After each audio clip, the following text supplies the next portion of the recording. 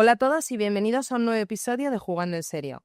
En el episodio de hoy vamos a profundizar sobre cómo la gamificación se integra con el mundo del marketing y la formación corporativa, y para ello nos acompaña Manuel Moreno, emprendedor y experto en marketing con más de 20 años de experiencia. Manuel es fundador de Ingenia Advisors, una consultora estratégica especializada en eSports y gaming, y además es profesor en reconocidas instituciones como ESIC y ponente habitual en foros de innovación y tecnología. Manuel, es un placer tenerte con nosotros. Gracias por estar aquí hoy. Gracias a vosotros por invitarme. Manuel, vienes del mundo del marketing. ¿Qué te llevó a especializarte en el gaming y a explorar la innovación Web3 y blockchain? Son muchas cosas en una. A ver, yo creo que yo casi te diría que empezaría por una serie de afortunadas casualidades. Pues yo creo que tendría como 13, 14 años. Mis padres me regalaron un Spectrum. Yo era un alumno mediocre, de estos de aprobado raspado, y yo creo que dijeron, venga, táctica de la zanahoria, te damos un Spectrum, un regalo, y aquello fue maravilloso. O sea, es como que me explotó la cabeza. Dije, qué maravilla esto del gaming, esto de los videojuegos, cómo se hacen. Y desde entonces, lo primero que pensaba siempre cuando me ponía a jugar es, ¿cómo molaría trabajar aquí? O sea, haciendo videojuegos, ¿no? En este mundo, ¿no? Y eso, afortunadamente, tres casas más abajo, por eso digo que es una serie de casualidades, ¿no?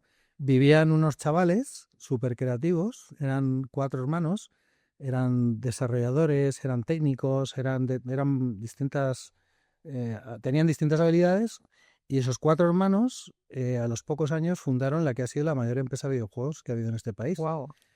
Yo era amigo de ellos y yo recuerdo ir a su casa, pues eso, hecho un crío, vamos. Y yo recuerdo verles crear los primeros videojuegos que crearon en su vida.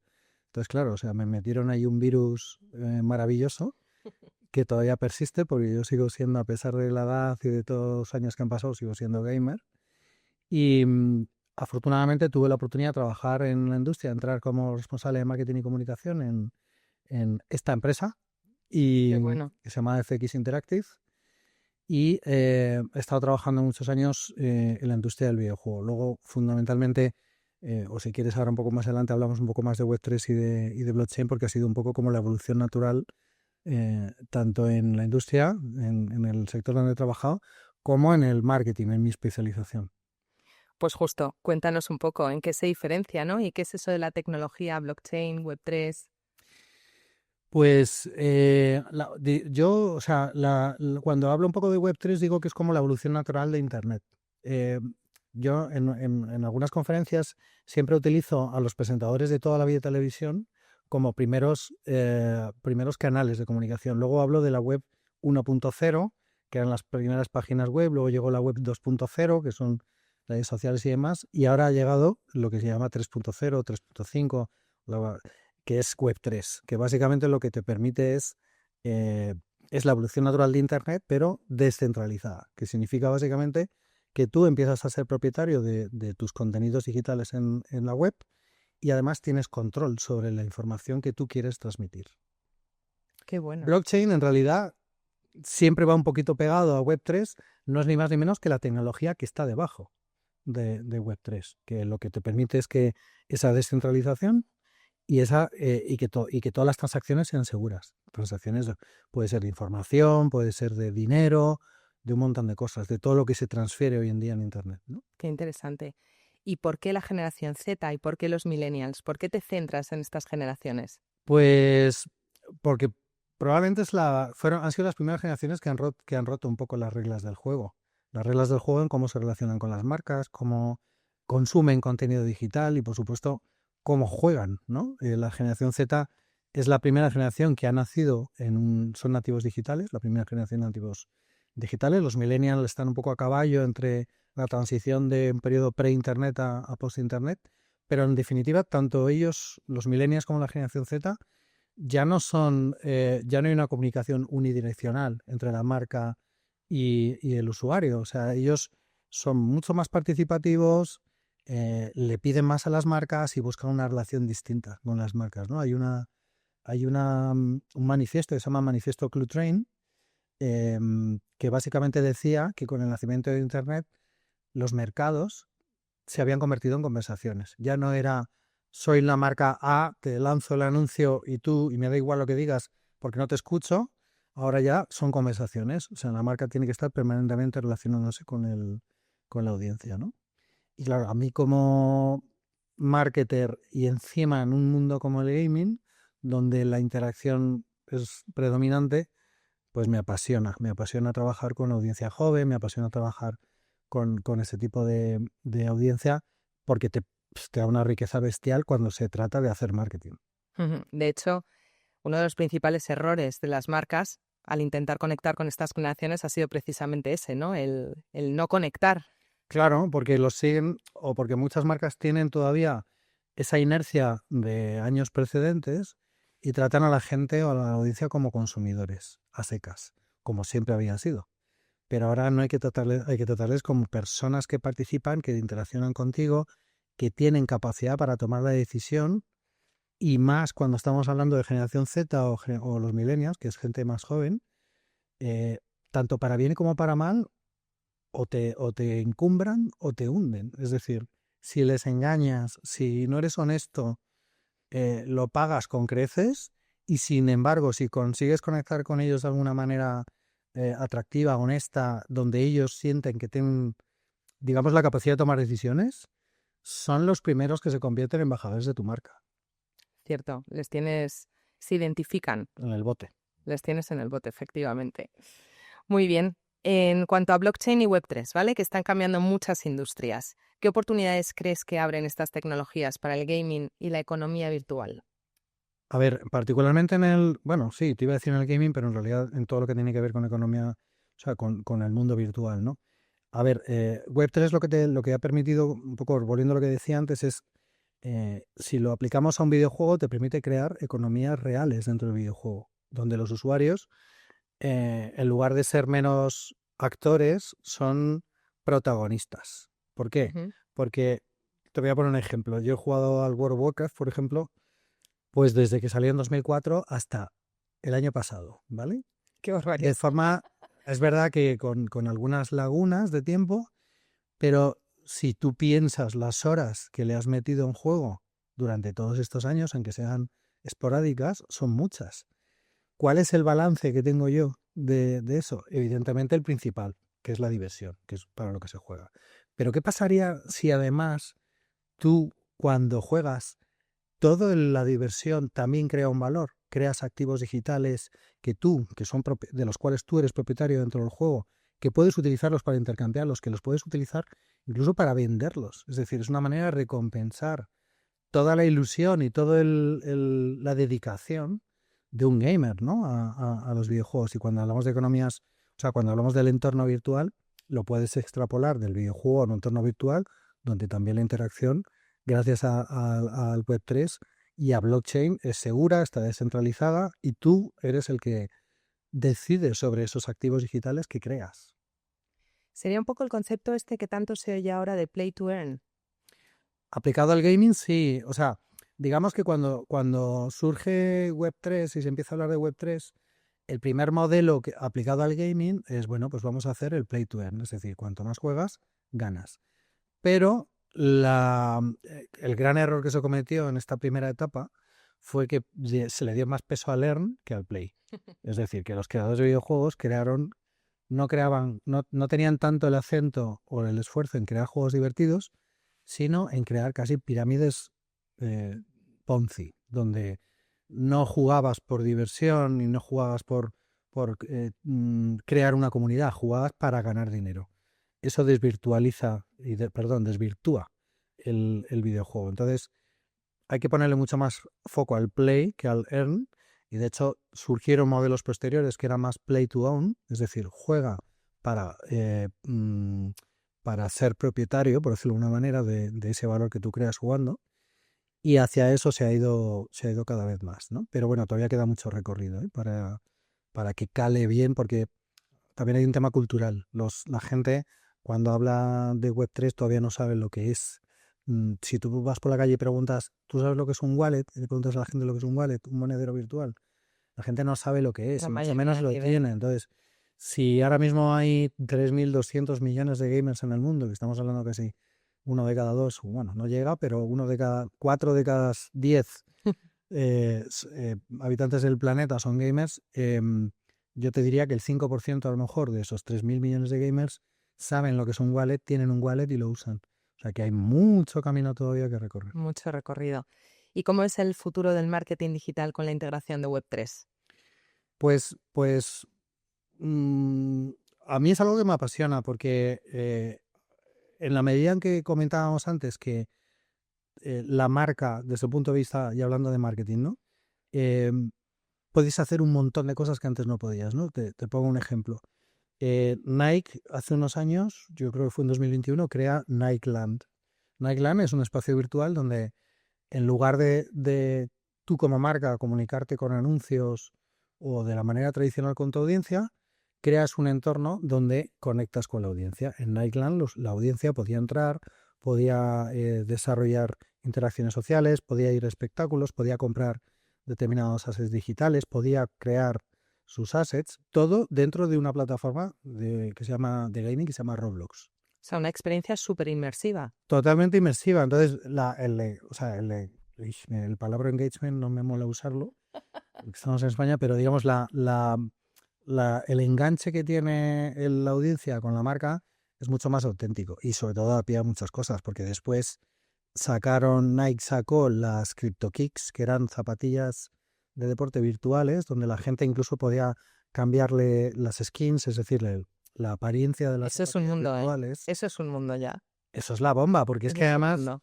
tú podrías tener tus zapatillas virtuales, podías venderlas, podías obtener una recompensa, podías, digamos, ser trendy dentro de la comunidad. Y ese tipo de relaciones es lo que te está permitiendo el Web3, ¿no? Trabajar, ceder la autoría de la propiedad, digamos, de esos valores que se crean a la audiencia, al usuario. Súper interesante, desde luego. La verdad es que se abre un mundo de posibilidades para las marcas. Sí, sí, desde luego. Al final... Y luego con el gaming pasa eso. O sea, si yo podría poner en valor todas las horas de juego que le he metido, pues ahora mismo probablemente sería millonario. Pues seguro. Sí, Tú y tantos como tú. y unos muchos, Y sí. otros muchos. ¿Y en los eSports, cómo se está utilizando la gamificación para mejorar esa experiencia tanto de los jugadores como de la audiencia? A ver, en eSports, o sea, el factor clave en los eSports es la competición. O sea, los eSports por definición son deportes electrónicos, son competiciones electrónicas. Entonces, la parte, digamos, de gamificar la experiencia de la competición tiene muchas ramificaciones. Se está usando, por ejemplo, para, cuando estamos hablando de la audiencia, para generar un cierto engagement. Por ejemplo, cuando la audiencia, en lugar de estar en una actitud pasiva viendo un partido de fútbol, por ejemplo, como suelen estar la gente, en un partido de esports, puedes estar votando quién crees que va a ganar, puedes estar interactuando con el presentador, con el host que está haciendo streaming. Es decir, hay una interacción mucho más potente, ¿no? Y para eso se está gamificando la experiencia de consumir el contenido, ¿no? Y luego, desde el ámbito profesional, los clubes de esports, es decir, el staff que está detrás de un club, que hay entrenadores, psicólogos, médicos y demás, utilizan técnicas de gamificación para que entrenen, ya sean las skills, lo que se llama las habilidades duras, que son, pues si es un juego de apuntar, la puntería, si es un juego de reflejos, los reflejos, pero también las habilidades blandas, el juego en equipo, porque muchas de las competiciones, los miembros que compiten son equipos de 5, equipos de 3. Entonces, todo eso, tú puedes crear dinámicas de gamificación que lo que hacen es mejorar el rendimiento a la hora de competir, pero también mejoran la experiencia de la audiencia. O sea que tanto de puertas afuera como de puertas adentro tiene su uso. Eso tendría bastantes similitudes con aplicar la gamificación en la educación corporativa, ¿no? Sí, y además es que mola mucho más. O sea, si tú gamificas una educación corporativa, una formación en una gran empresa, te puedo poner ejemplos, ¿no? Yo recuerdo un proyecto, bueno, recuerdo varios, ¿no? Pero hay uno que me pareció muy chulo que fue con correos, que querían optimizar como las rutas de reparto de la gente de correos y en las oficinas de correo, que te estoy hablando de hace 15 años o más, ¿eh? Pero claro, una oficina de correos era como, no sé, un tanatorio casi, ¿no? Entonces, Claro, Física aquello. claro, entonces era todo un reto primero y luego lo que hicimos fue desarrollar dinámicas de gamificación para picar a los repartidores y que mejoraran su rendimiento porque se enganchaban a una dinámica gamificadora que iba a través de rankings, a través de ciertas recompensas, de reconocimientos profesionales y de repente el rendimiento de los repartidores en correos, no sabemos por qué, entre comillas, aumentó. Entonces, cuando hablamos de formar, la capacidad de retener los conocimientos, cuando tú en una corporación estás formando a tus empleados, si gamificas esa formación, aumenta la capacidad de retener los conocimientos porque están más atentos, porque están más concentrados, están más involucrados, no están tan pasivos como suelen estar, ¿no? Y yo siempre lo digo mucho en los colegios. Sí. En los colegios es un drama, de verdad, que todavía se sigue enseñando como se enseñaba a nuestros padres. Un pupitre, un profesor, la pizarra. Sí, han metido tablets, pero ya ves tú, ¿sabes? O sea, sí, realmente es una locura. Una locura que todavía 100 años después prácticamente se sigue enseñando igual, con lo que sabemos hoy y con todas las dinámicas y metodologías que se han descubierto, ¿sabes? Y con la tecnología que tenemos a nuestra disposición. Y sobre todo con el perfil que tienes enfrente, porque imagínate en un colegio. Claro. Los niños no aprenden ya así. No. Y además, por desgracia, vivimos una época donde la atención, la capacidad de atención está muy mermada. O sea, ahora mismo un chaval, pues le cuesta bastante más mantener el foco porque nosotros a lo mejor hace 30 años teníamos 3.000 estímulos al día y ahora tienen 13.000, 15.000, no sé cuántas miles más, ¿no? O sea, a lo mejor estamos multiplicando por 5 los estímulos que reciben con el móvil, con redes sociales, con la tele, con 1.000 cosas, ¿no? Entonces, lógicamente su capacidad de retención y de atención está comprometida. Entonces, ¿qué pasa si utilizas aquello que les gusta, que es jugar, para integrarlo dentro de su dinámica de aprendizaje en las escuelas? Pues, bueno, pues lo que digo yo, boom. Se produciría... yo recuerdo un proyecto, bueno, luego si quieres te cuento porque no me quiero enrollar, pero recuerdo un proyecto que nosotros lanzamos un videojuego de estrategia que estaba basado en la historia de Roma. Qué bueno. Entonces estaba Julio César, estaban, digamos, los grandes personajes, ¿no? Claro, desde el punto de vista de marketing, yo lo que hice fue, voy a ver si me meto en el bolsillo a los padres para que le compren a sus hijos el videojuego, porque jugando aprenden con la historia. Claro. Ese era el claim. Muy buena idea. Ese era el claim de la campaña de marketing, era ese. Aprende jugando con la historia. Pero es que además, o sea, evidentemente el foco era que fuera divertido. ¿Pero qué hicimos? Pues contratamos a profesores de la Universidad de Historia de Autónoma para documentar y hacer una preproducción, igual que haces una preproducción de una película, hicimos una preproducción para que fueran acontecimientos históricos fieles, absolutamente fieles y bien documentados.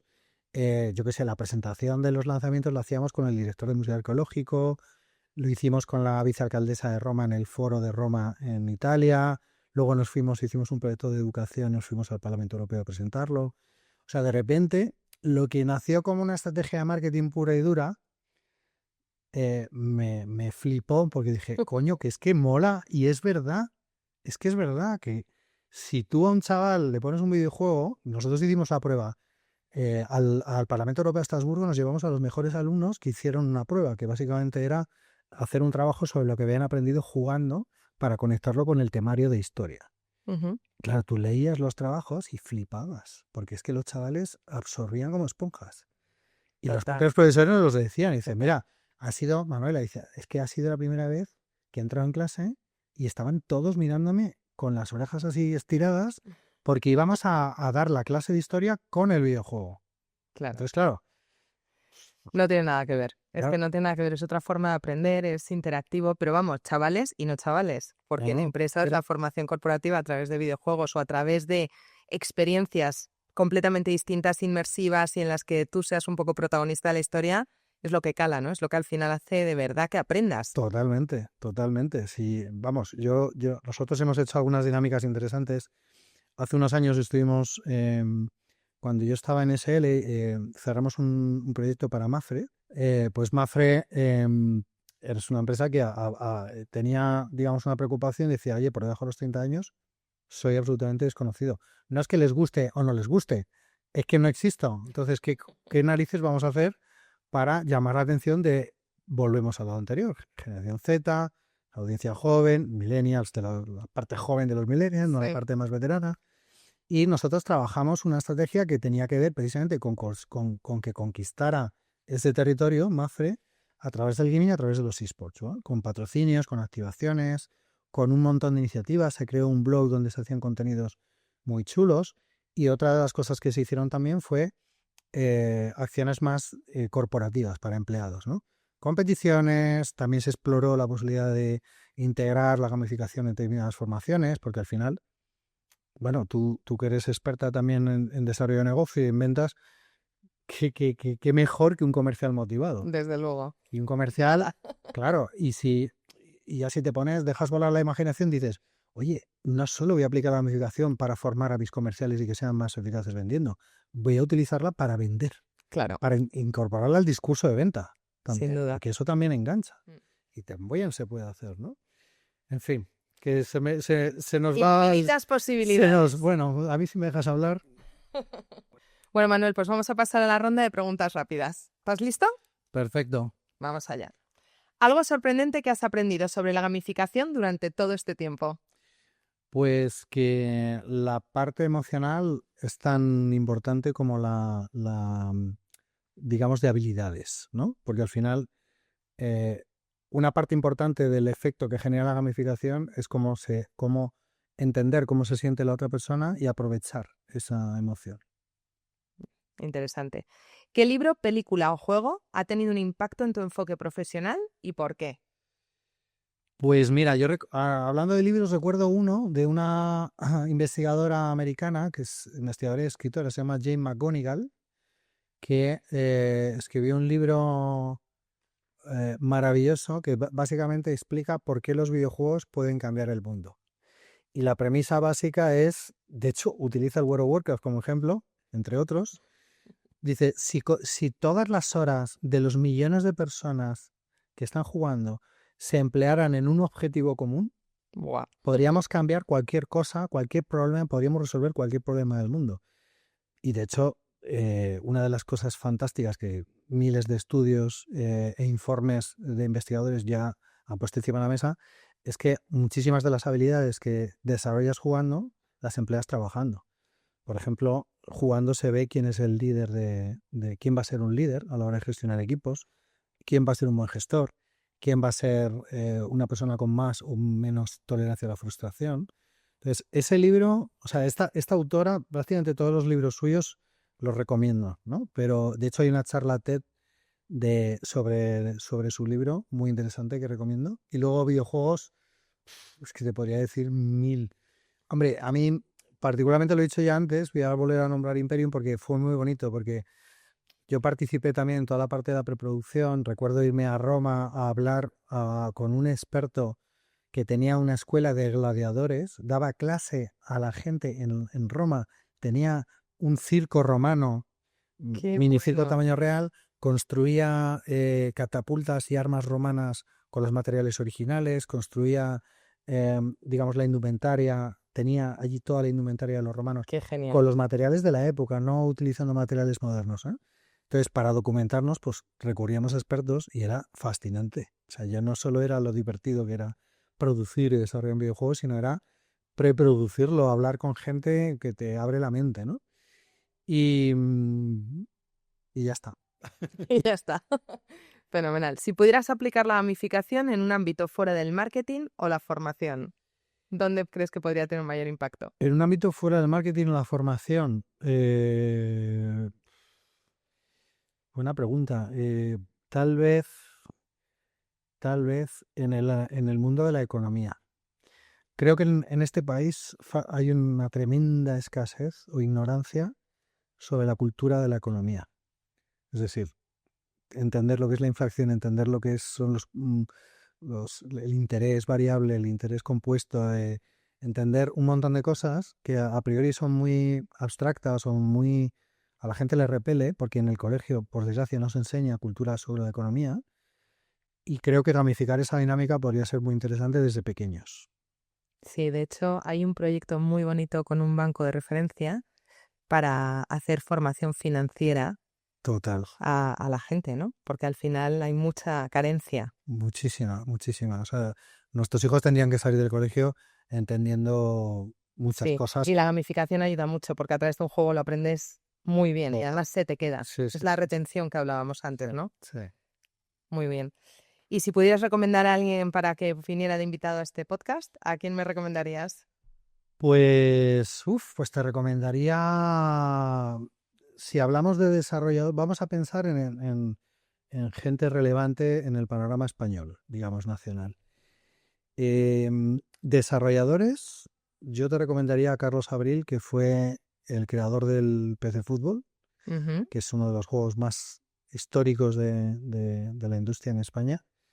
Es una persona, empezó a trabajar con 15 años, ya lanzó su primer videojuego comercial, autodidacta absoluto, y es una persona que yo creo que casi sin saberlo tiene un profundo conocimiento de lo que es hacer un buen juego, por decirlo de alguna manera, ¿no? Ahí lleva implícita la gamificación. Y en el ámbito editorial también te recomendaría a otro mentor de Madrid In Game, que se llama Pablo de la Nuez, Ujú. que fue compañero mío en FX Interactive, que era el director editorial, y que ahora acaba de lanzarse a un nuevo emprendimiento por su cuenta, y que seguro que tiene muchas cosas chulas que contar también. Tomo nota. Vale, pues llegamos a nuestra famosa ronda relámpago. Venga, ¿Preparado? venga, a ver si puntúo. Vamos a por ello. ¿Blockchain o inteligencia artificial? Inteligencia artificial con blockchain para mayor seguridad. ¿Competir en un torneo de esports o dirigir uno? Competir porque me pilló muy joven, me llegó muy joven cuando se desarrolló la industria de los esports. Yo competía y me pilló muy joven, no la pude disfrutar. Entonces me gustaría saber lo que es eso. ¿Metaverso o mundo físico? Yo te diría que un mix de ambos, realmente. Un poquito de cada, ¿no? Sí. ¿Más engagement con storytelling o con recompensas? Storytelling, sin duda, porque el storytelling es lo que enamora y lo que realmente conecta con la audiencia. Estoy de acuerdo. ¿Gamificación en marketing o en formación? En formación porque a largo plazo da muchas más alegrías y genera más impacto. Ujú. ¿Trabajar en la industria del gaming o jugar profesionalmente? Trabajar en la industria del gaming te da Me apasiona. un montón de cosas. Sí. ¿Realidad virtual o realidad aumentada? Yo te diría que en el punto en el que estamos hoy, aumentada, porque está más conseguida y conecta más con las personas, yo creo, todavía. Ujú. Esa mezcla de mezclar mundo real, mundo tangible y mundo intangible combinado. Dentro, a lo mejor en la próxima evolución de las gafas, de las Pro de Apple, Ujú. la segunda generación, a lo mejor me cambio de opinión, pero de momento no. ¿Y jugar en equipo o jugar solo? En equipo siempre, es más divertido. Muy bien, Manuel, pues hemos llegado al final del episodio. Qué corto. Sí, no sé si quieres contar algo más, si tienes alguna otra cosa que contarnos. Pues la verdad es que podríamos estar un montón de tiempo hablando. Yo creo que es mejor dejarles como un sabor de boca a los oyentes y si quieren más que lo pidan. Muy bien. Pues ha sido un placer tenerte con nosotros. Muchísimas Igualmente. gracias por estar hoy aquí. Muchísimas gracias por compartir tantas ideas y experiencias, que ha sido muy interesante. Y muchísimas gracias también a todos vosotros que nos estáis viendo. Y nada, os esperamos en el siguiente episodio de Jugando en Serio.